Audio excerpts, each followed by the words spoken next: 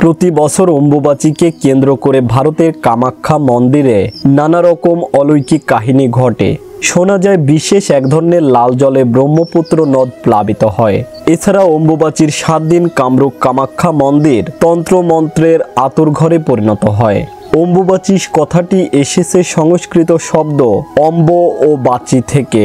অম্ব শব্দের অর্থ হলো জল এবং বাচী শব্দের অর্থ হলো বৃদ্ধি। অতএব গ্রীষ্মের প্রখর তাপদাহের পর যখন বর্ষার আগমনে ধরিত্রী সিক্ত হয় এবং নবরূপে বীজ ধারণের যোগ্য হয়ে ওঠে, সেই সময়কেই বলা হয় অম্বুবাচী।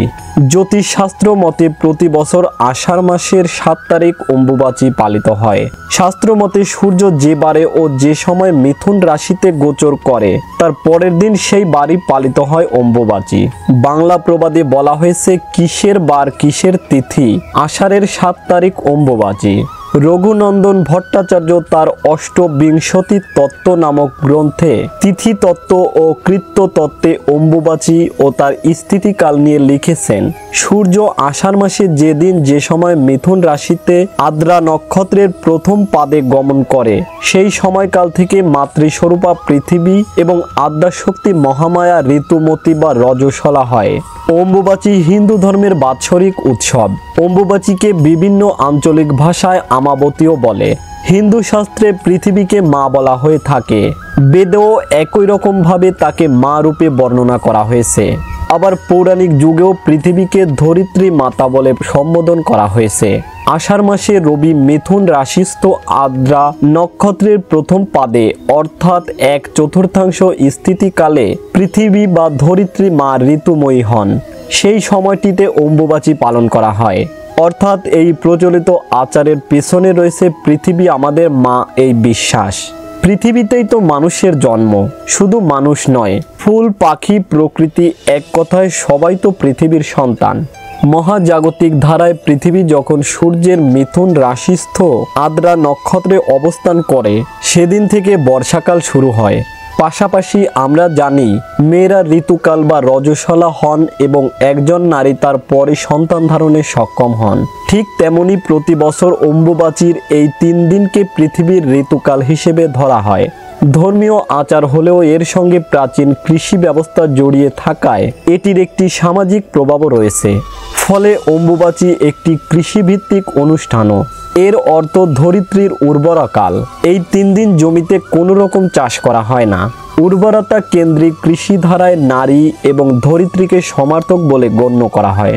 সেই ধ্যান ধারণা থেকে আষাঢ় মাসের শুরুতে পৃথিবী বা মাতা বসুমতী যখন বর্ষার নতুন জলে সিক্ত হয়ে ওঠেন তখন তাকে ঋতুমতী নারী রূপে গণ্য করা হয়। তখন শুরু হয় অম্বুবাচী প্রবৃত্তি। ঠিক 3 দিন পরে যেটা শেষ হয় সেটা হয় অম্বুবাচী নিবৃত্তি। প্রাচীনকাল থেকেই এই নিবৃত্তির পরই ফের জমিতে চাষাবাদ করতেন কৃষকেরা। প্রচলিত বিশ্বাস অনুযায়ী ঋতুকালে মেয়েরা অশুচি থাকেন। একইভাবে পৃথিবীও এই অম্বুবাচী বা আমাবতীর 3 দিন অশুচি থাকেন বলে ধরে নিয়ে চাষিরা আর মাঠে যান না। এখনও বিভিন্ন জায়গায় এই নিয়ম মেনে চলা হয়। অম্বুবাচীর 3 দিন পর্যন্ত কোনো ধরনের মাঙ্গলিক কার্য করা যায় না। 4র্থ দিন থেকে মাঙ্গলিক কাজে কোনো বাধা থাকে না। অম্বুবাচীর সময় হাল ধরা, গৃহপ্রবেশ, বিবাহ ইত্যাদি শুভ কাজ করা নিষিদ্ধ থাকে।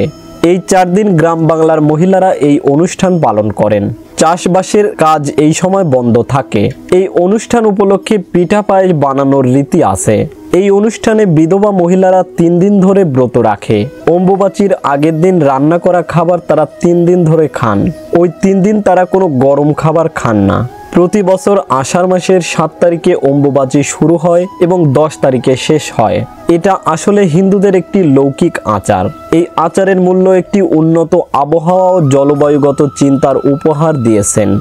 বামকেশ্বর তন্ত্রের 55তম পটলে বলা হয়েছে যে আষাঢ়ে প্রথমে দেবী অম্বুবাচী দিনত্রয়ং সংগোপন গৃহে দেবীং স্থাপেদ্যং বেষ্টনে রাত্রৌ মহানিশা যোগে পঞ্চারেণ দেশিক পূজয়িতা বলিং দতা হোময়িতা বিহারয়েত অর্থাৎ আষাঢ়ের প্রথমে অম্বুবাচী দিবসত্রয়ে দেবীকে গুপ্তভাবে বস্ত্রাদি দ্বারা বেষ্টন করিয়া রাখিবে।